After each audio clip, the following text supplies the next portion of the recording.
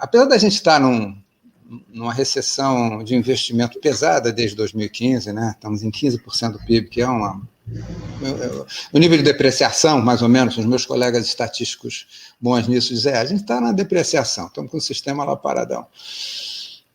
A despeito disso, o mercado de capitais no Brasil, o mercado de dívida privado em particular também, teve uma expansão impressionante. Nós acabamos de soltar um trabalho sobre isso, e hoje o tamanho do mercado em termos de ativos totais, depende, obviamente, de como você faz a conta, mas na nossa conta, hoje ele já é do tamanho do ativo do BNDES, em termos de crédito de longo. Então, isso é uma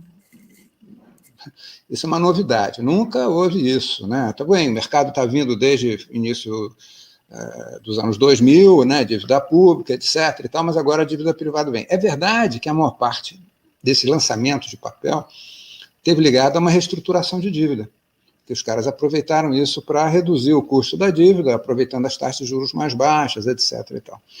A nossa sensação é que as pessoas estão acreditando que o Brasil entrou num regime de taxa mais baixa. O que eu chamo de taxa mais baixa?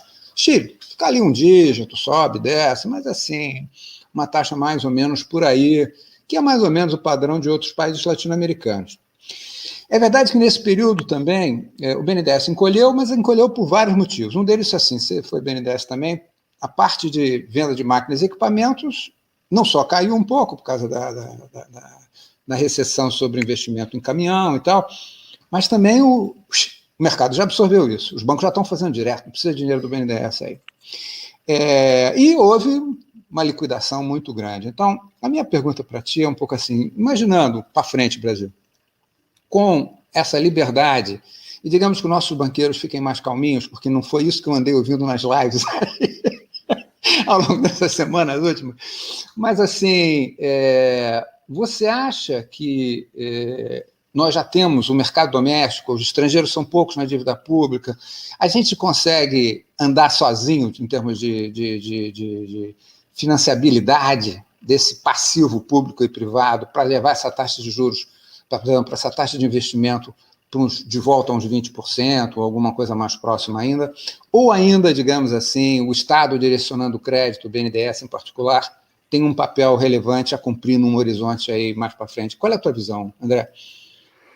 Essa pergunta volta ao cerne do que eu considero do equívoco da questão.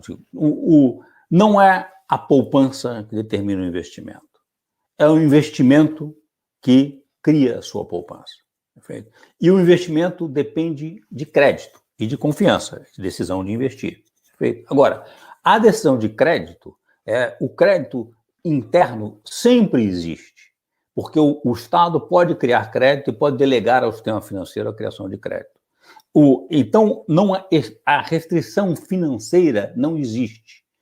Tudo aquilo que é possível tecnicamente, dado a realidade, a oferta de recursos reais na economia, é financeiramente possível. Basta que se tenha crédito. Agora, o investimento, você pode ter crédito e não ter investimento. Por quê? Porque o setor privado pode não ter confiança, não estar querendo investir. Neste sentido, essa situação clássica keynesiana, em que o Estado investe de uma forma contracíclica para pôr a economia em movimento.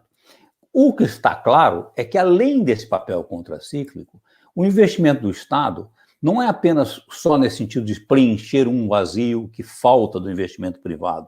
Ele pauta, ele define os projetos e ele é complementar a investimentos privados.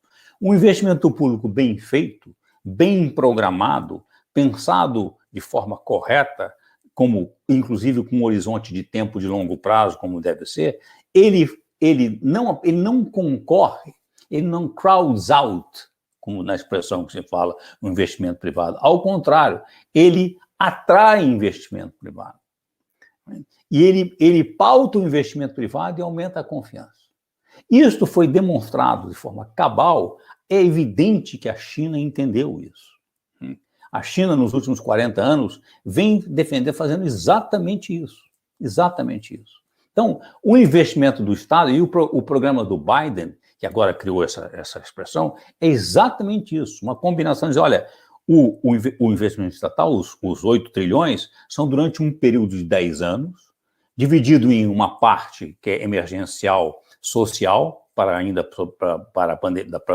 o aliviar a pandemia, uma parte contracíclica, que já está evidentemente que está se recuperando muito rapidamente, não será muito necessária, uma parte substantiva para recuperar e modernizar a infraestrutura, perfeito?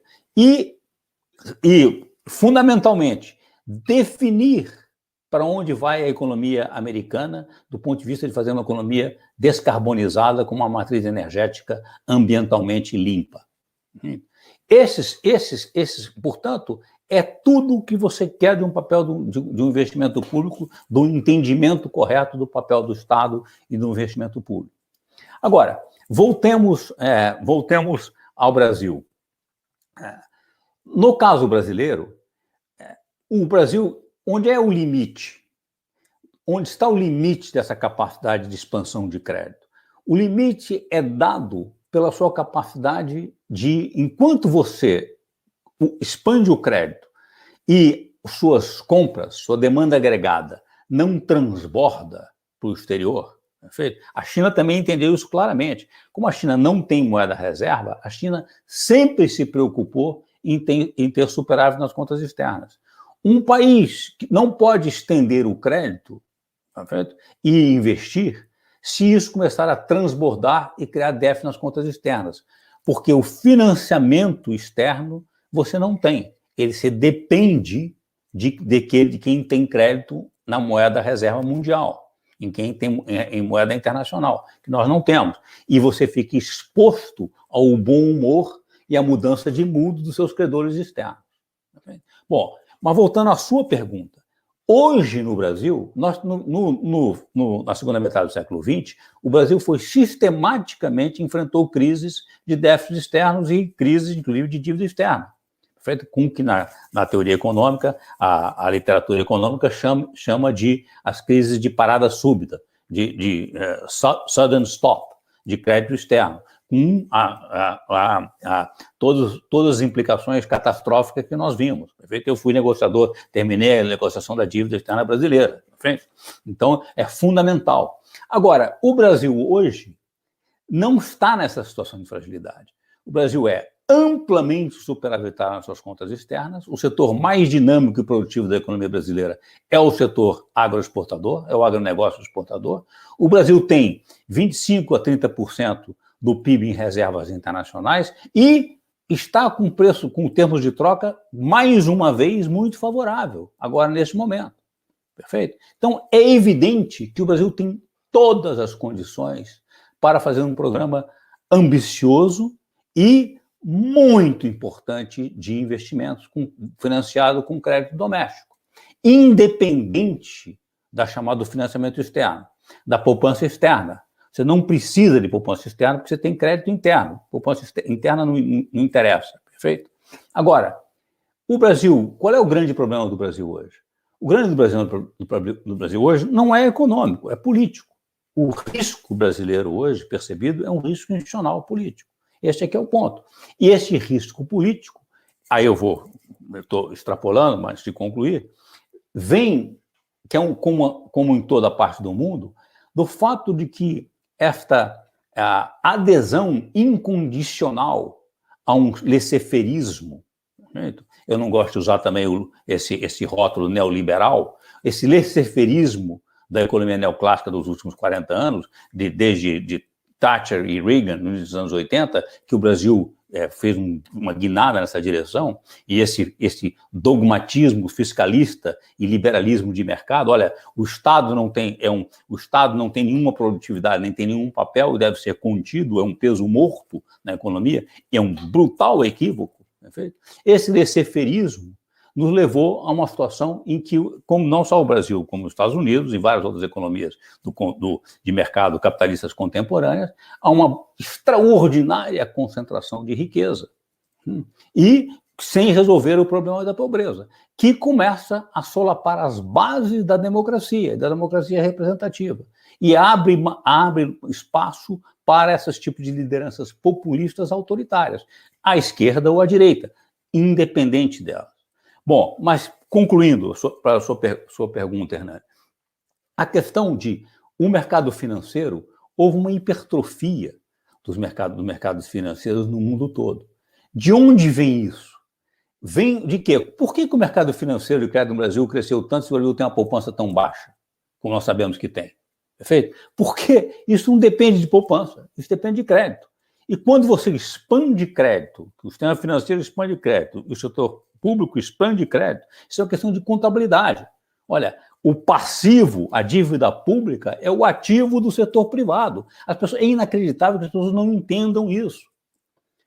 Se o Estado for superavitário, tiver superávit fiscal, ele está reduzindo o ativo do setor privado. Perfeito? Está reduzindo o ativo do setor privado. Pensa numa economia fechada. O passivo do Estado é ativo do setor privado. A dívida pública brasileira é um ativo do setor privado brasileiro. E o raciocínio é tão viesado que as pessoas não entendem isso. Estamos comprometendo o futuro das gerações. Que futuro das gerações? Você está transferindo dinheiro de agentes do Estado, perfeito? De quem vai pagar imposto, perfeito? Para aqueles que são superavitários, que detêm a dívida pública, só isso.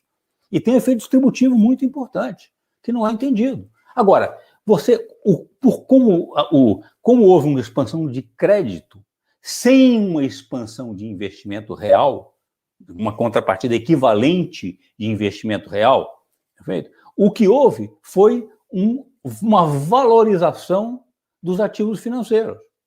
Isso não é só um fenômeno brasileiro, é um fenômeno que ocorreu no mundo inteiro. E o que aconteceu? Os bancos centrais baixaram as taxas de juros, perceberam que eles controlam a taxa de juros e podem baixar a taxa de juros para resolver o problema da crise de 2008 nos países centrais. O Brasil continuou burramente insistindo numa taxa de juros absurda, até muito recentemente. Agora baixou. E dizia, olha, se baixar a taxa de juros vai ser um desastre. Baixou a taxa de juros, o que aconteceu? Nada. Pelo contrário, a inflação ficou baixa, não teve nada. Perfeito? Exatamente isso. Olha, então quando acontece isso, você tem uma expansão de crédito, a taxa de juros baixa, e, como todos os alunos de finanças sabem, quando a taxa de juros cai, o seu valuation, mesmo com as mesmas perspectivas, de tudo sobe. Perfeito? E sobe, e o valuation sobe, o crédito é endógeno. O sistema bancário diz, olha, se o valuation subiu, eu posso financiar mais. Ele expande o crédito. Que foi o que aconteceu. Agora, esta é uma expansão do sistema financeiro, de ativos financeiros, que enriquece, agrava a concentração de riqueza, perfeito? Sem necessariamente levar a um aumento da produtividade, do crescimento da economia.